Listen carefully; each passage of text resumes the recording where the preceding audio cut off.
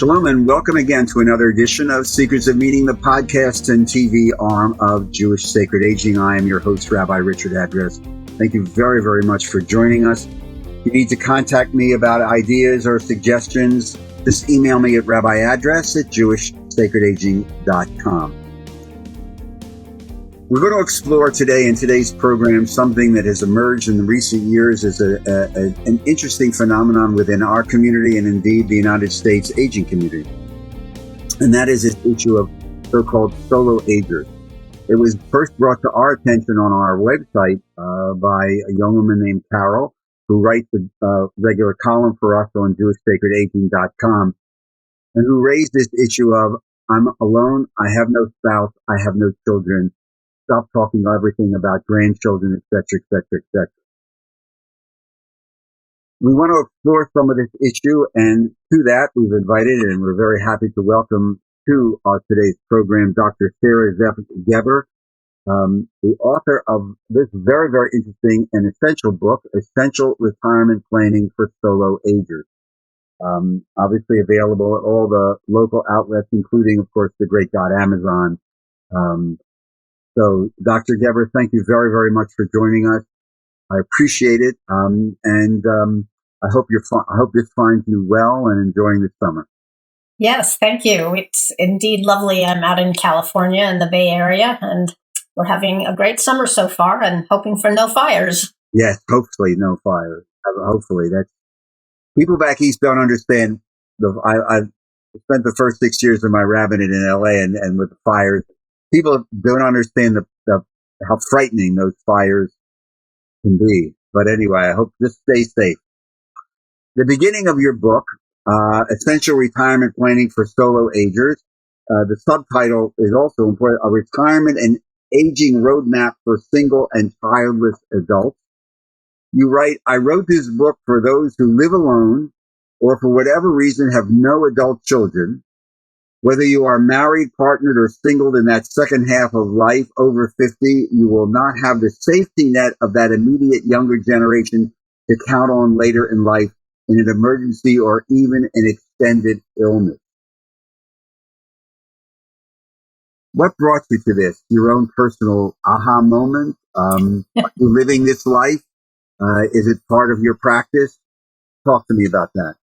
Yes, that definitely came out of my own experience. About 10 years ago, I was sitting in one of those cute little wine bars in Palo Alto, California, with a friend of mine in the early evening amidst a bunch of other people who had just left a hectic day of work. And my friend Sandy started talking to me about all the kinds of things she had been through in the past year, taking care of her aging mother. She had been flying back and forth to Maryland. She probably had gone back and forth that year 6 times already. And her mother was doing okay, but still starting to have some issues in her single family home. So she and her brother found a lovely retirement community to get her mother moved into, but they also had to sell her house. They had to rearrange all her financing. They had to sell her car. It just went on and on. And at one point, I looked at her and I said, Sandy, you and I don't have kids. Who's going to do that for us? Right. And of course, there was no answer, but that question really started me on the trajectory that has pretty much ruled my life for the last 10 years. So, yeah, trying to answer the who is going to do that part. You write also in the beginning towards the beginning of the book that you have the opportunity to be, the word you use is a pioneer, which I thought was a very interesting word. Talk to me about that. What do you mean by you're a pioneer? You can be a pioneer. Well, we're in a very different world today with regard to so many things, but one of those things is longevity. Baby boomers can reasonably expect to live well into their 80s, very, very likely 90s and possibly 100s.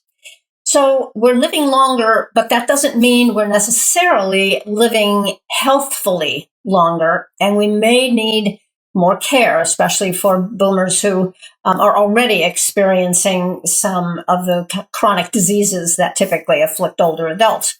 But the other thing that has changed is that families are so spread apart now. People are just moving to the far corners of the earth randomly for jobs and whatnot, or for adventure.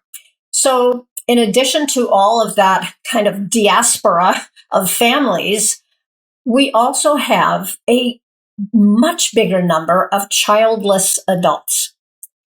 The baby boomer generation had almost twice the number of women choosing not to have children as their mothers and all previous generations of women. So it has been measured at somewhere between 16 and 19% of baby boomer women chose not to have children. Or some may have chosen to have children, but in the end, the circumstances weren't right. People were not having children out of wedlock so much back in the 60s and 70s as they are today. So for many, many reasons, almost double the number of women didn't have children back in the 60s and 70s and into the 80s as previous generations. So we have a lot of solo agers. We just did a podcast recently, I think it was last month, about the use of robotics to specifically for, in many cases, solo agers who will be alone or living alone and just for companionship, et cetera, et cetera. You talk about, is there an assumption of this is predominantly aimed at women? What about, in your experience, in your work, solo agers who are men? What's the difference that you're finding about between men and women as they, in this particular circumstance of being alone? I'm observing several things. There are absolutely as an equal number of solo aging men during their 60s and 70s. Men still die younger than women. And I can't say we can lay that on stress at work anymore, because certainly women are out in the workforce having as much stress as men. So we don't really know why, but men are passing on sooner. By the time a woman hits the age of 75, she has about a 50% chance of being alone. I think the statistic is 44% of women over 75 live alone. So that's an issue. Men, interestingly enough, when they are widowed, tend to move into senior living communities a little more readily than women. But still, it's challenging for both genders to be alone later in life. And I'm not a big fan of what's currently thought of as aging in place, if it means continuing to live alone in your suburban home somewhere far from transportation.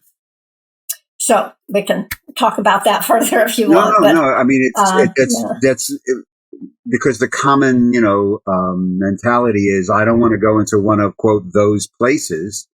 Yeah. I want to be on my own. I want to, especially boomers who are used to being in control of everything. I want to age in place. And there's a whole industry now about trying to make it easier for me to age in place.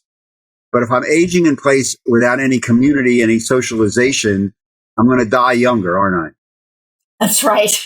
That's right. Because isolation and loneliness have been studied extensively, especially these last couple of years during the pandemic. And one of the studies that the medical community found is that isolation and loneliness leads to a higher rate of mortality than smoking 15 cigarettes a day. Right. So it's hugely detrimental to one's health to be isolated from a community. Now you talk about, I think it's in chapter 13 of the book, the move to a facility. Talk to me a little about how different that's going to be if I have to do that by myself. I don't have my kids helping me. They're going to go out and interview the places and check it out. What's best for mom? What's best for dad? How do I do this on my own? I mean, I may have friends, but what's the deal there? It's pretty easy. the biggest obstacle I find to people going out and doing this on their own is their own willingness to do it. So baby boomers, while you're still active and driving and leading your life pretty much the way you've led it for the last 50 years, get out and look at some of these places.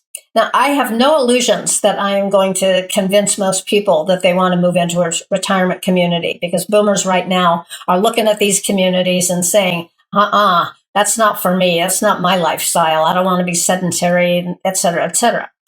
So number one, I do encourage you to go look at them. Some of them obviously are more expensive than others, so it's good to kind of get the lay of the land. But also, if you're absolutely committed to continuing to live in your own home, apartment, condo, mobile home park, whatever it is, at least go out and take a look at the assisted living communities and even the nursing homes near you. Just take a look. I know it's scary and people have to get over that ick factor, but if something happens to you, if you fall, if you have a diagnosis that is going to lead to some lack of mobility or a lack of ability to do various things, know where you would want to go if you have to go to a place like that, a place like assisted living, because there are good ones and there are not so good ones. And if you know what's around you, you'll at least be able to say, okay, I know I'm going to need to do this, or I need to do it right now. See if you can get me into such and such a place. Then we're talking for those boomers. No, go ahead. For those boomers who are willing to entertain the idea of moving earlier into some kind of retirement community, go out and look. And you don't really know until you look to see what's available. There have been a lot of changes made to these places over the last even 10 years. So, yeah, I just muster up your courage and go have a look. Again, we're talking to Dr.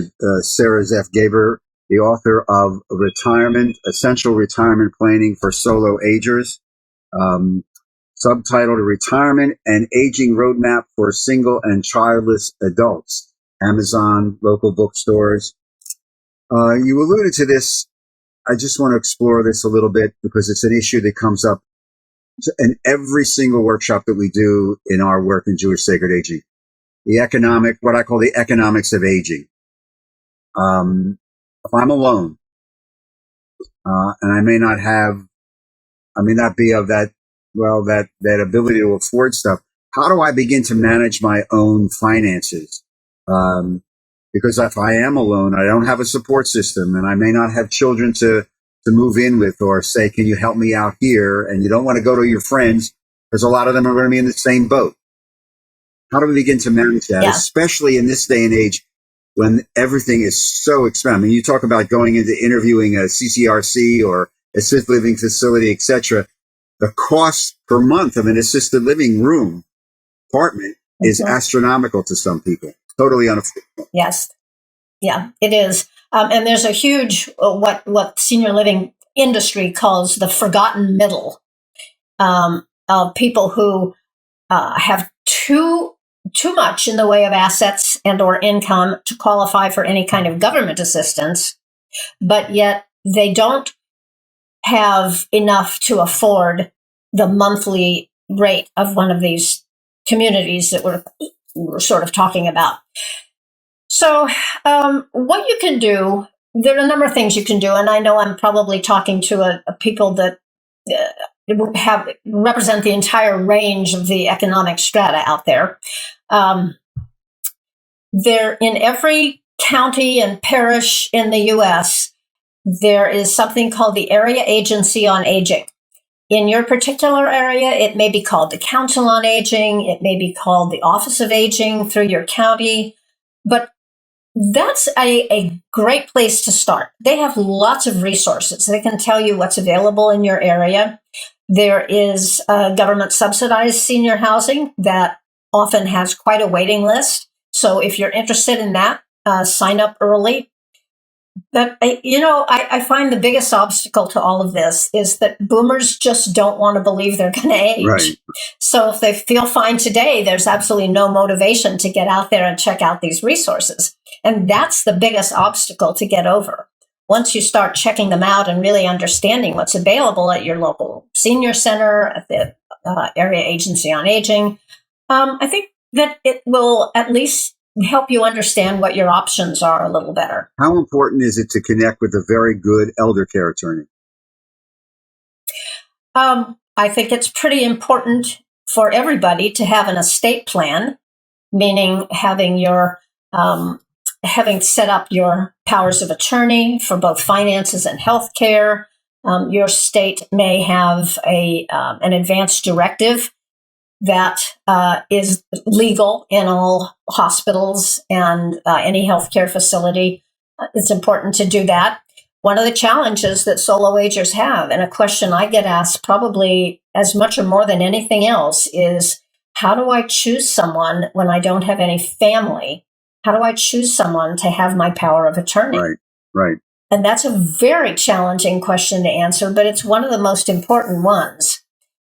So I urge solo agers to first look at the possibilities within their extended family. I personally, I'm certainly a solo ager in that I don't have kids. There are also solo agers out there that have kids, but those kids live 9,000 miles away or they're estranged for some reason. So I don't want to give you the impression that the only people I consider solo agers are people that never had biological children.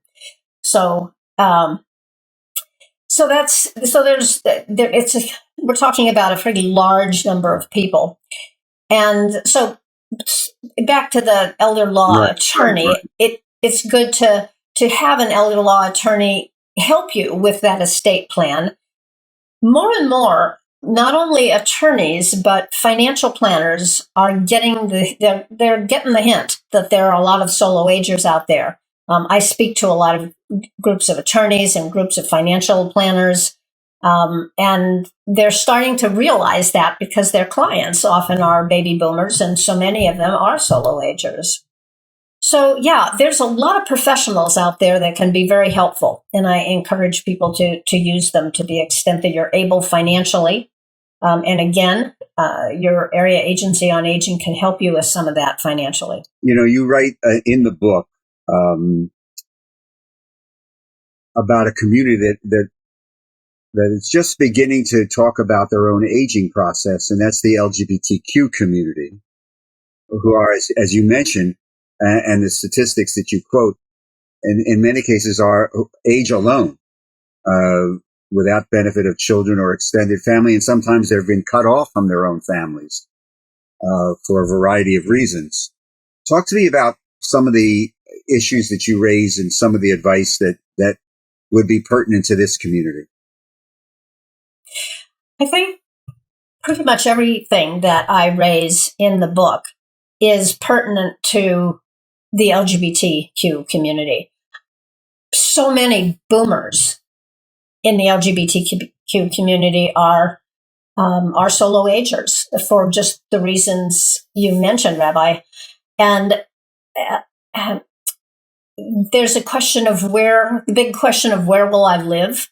I'm very happy to see that in several communities that I'm aware of, there are senior living communities that have been started specifically marketed to the LGBTQ community. We have one right here where I live in Santa Rosa, California, the Fountain Grove Lodge. And it's a lovely place if you can afford it. It's like a continuing care retirement community, which costs a lot of money. So I think one of the more positive things that this community can do is to come together as you have in so many ways already to figure out what you can do together to maintain community. It might be adopting a co-housing model. It might be home sharing, but absolutely everything that I ever say about solo aging applies to whether you are gay, lesbian, straight, transgender, it applies to any solo ager. You mentioned just now alluded to the cooperative housing, the communal. You talk about something called, quote, intentional communities. Intentional communities. What are those? Intentional communities are groups of people who have come together with the intention of kind of being each other's chosen family. The intention of living together, working things out together. Co-housing comes under the umbrella of intentional community. There are intentional communities that are organized around sustainable farming, around organic farming. A lot of that takes place all over the country, and specifically, I know of several in North Carolina. There are also intentional communities that are religious based. So it really revolves around the word intention. You also talk about, and again, the book is very, very broad based, and we'll get to some of the workshop and worksheets and section in a minute. But you have a whole chapter devoted to a belief system, and talk to me about what you write. How important in your research and your finding is this idea of a belief system?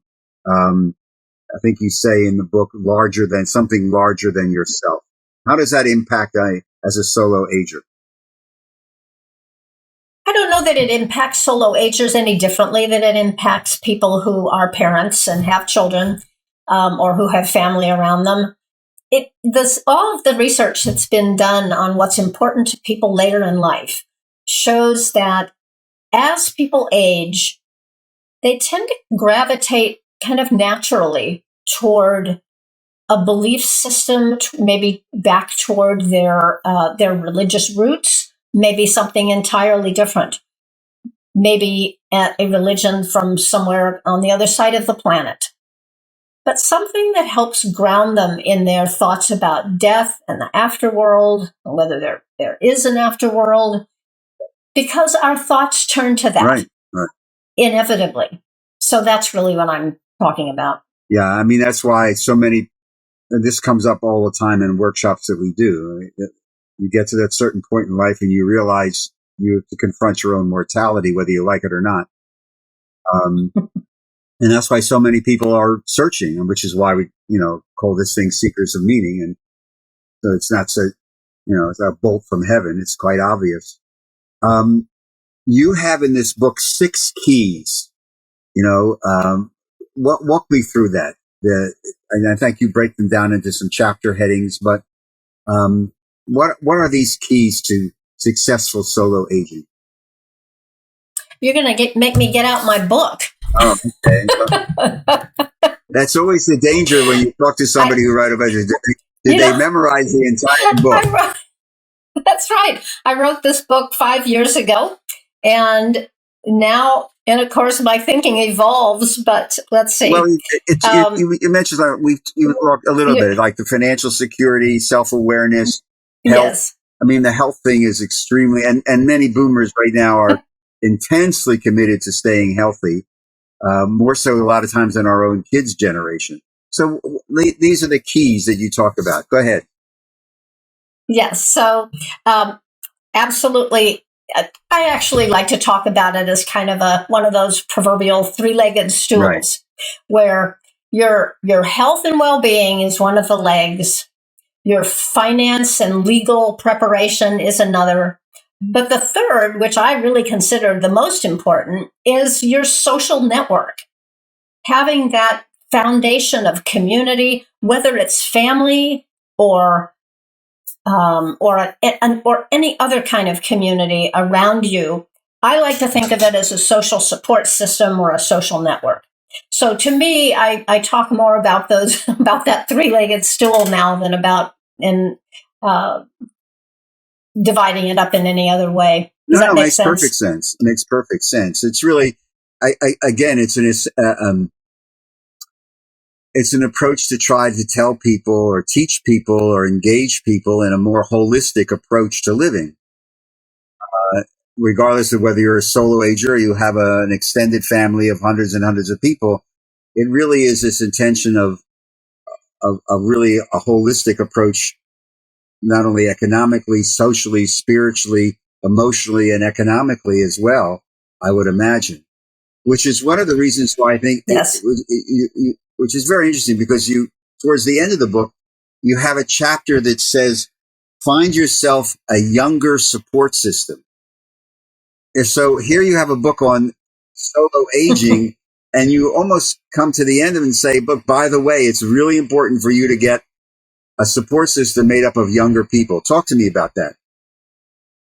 Well, can you imagine trying to rely on your contemporaries to have your powers of attorney and to be your go-to people if you get sick or fall and break a hip? It's just unrealistic because you don't know who's going to fall Right. first, whether it's going to be you or your best friend of 40 years. So yes, it's wonderful to have people in your community that you've known all your life, and they become wonderful, deep friends that you love dearly. It's also important to cultivate people of another generation, people younger than you, and you can cultivate them in so many ways. I'm kind of on the verge of jumping into starting something new that I call solo support systems, a process that I'd like to see synagogues and churches and senior centers and a lot of different places adopt, which involves bringing in people to form a kind of support system group of all ages. And even if we say people over 50, people that are in their 50s today are of a very different generation than people who are in their 70s or Right. 80s. So that can serve as enough of an intergenerational opportunity.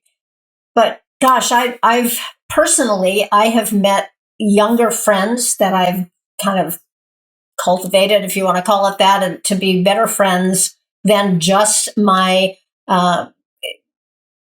the people I see at my book club, for instance. I have a range of ages in there. When I go to my synagogue for different things, there's a range of ages of people that I tend to hang out with. It's just important to look around, and if you're seeing a sea of people that are your age, it's probably time to expand your horizons a little bit and incorporate some younger people into that. I know some of people in our generation who fight against going into a retirement community is one of the reasons for exactly what you're talking about.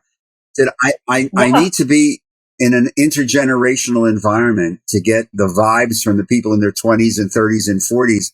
If I'm only talking to people who look and act like me, it's kind of like putting myself back in a silo. Exactly. Yeah, so, and the idea of creating a what you call a solo support systems within synagogues, you should write that up, because I think that's no, very serious. We'll publish it. No, I agree. No, it's a very good idea, because it on a whole variety of different levels, especially with synagogues struggling to maintain some sense of viability in many parts of the country. We're just going to run out of time for this segment, but just if you were able to just give us, all of us, the millions of people who, as you document in the book, and again, the book is Essential Retirement Planning for Solo Agers, a retirement and aging roadmap for single and childless adults. What's that one piece of advice that you want to give this growing cohort of solo agers? Start having conversations. Start having conversations with the people that you get together with. Assuming you have a circle of friends, either it might be your Habarah, it might be people that you see a lot in your neighborhood.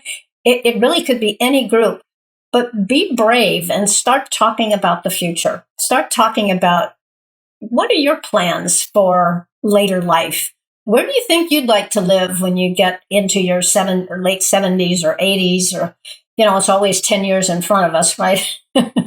um, do you, how wise do you think it is for us to all stay in our 2-story homes out here on this cul-de-sac?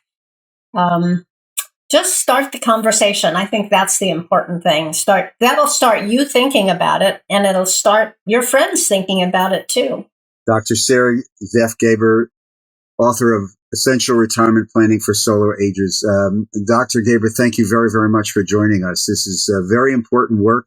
Continued good luck, and good luck with the book and speaking and teaching, and most of all, just stay healthy. Thank you very much. I appreciate it. Pleasure to be here. And to all of you, again, thank you for joining us on today's edition of Secrets of Meaning, the podcast TV arm of Jewish Sacred Aging. Again, we appreciate your support. You can go to help us and support the work of these podcasts and the work of Jewish Sacred Aging on the website, jewishsacredaging.com, and just click on the donate button and follow the prompts. Again, a reminder that Secrets of Meaning is produced through the Broadcast Center of Lubetkin Media Companies in Cherry Hill, New Jersey, and we are eternally thankful for our producer, Steve Lubetkin. Again, thank you very much for joining us. I am your host, Rabbi Richard Adras. I look forward to greeting you on our next Secrets of Meaning podcast and TV show. In the meantime, stay safe, everybody. Stay healthy. Be kind to one another. It's crazy out there. Be well. Thank you.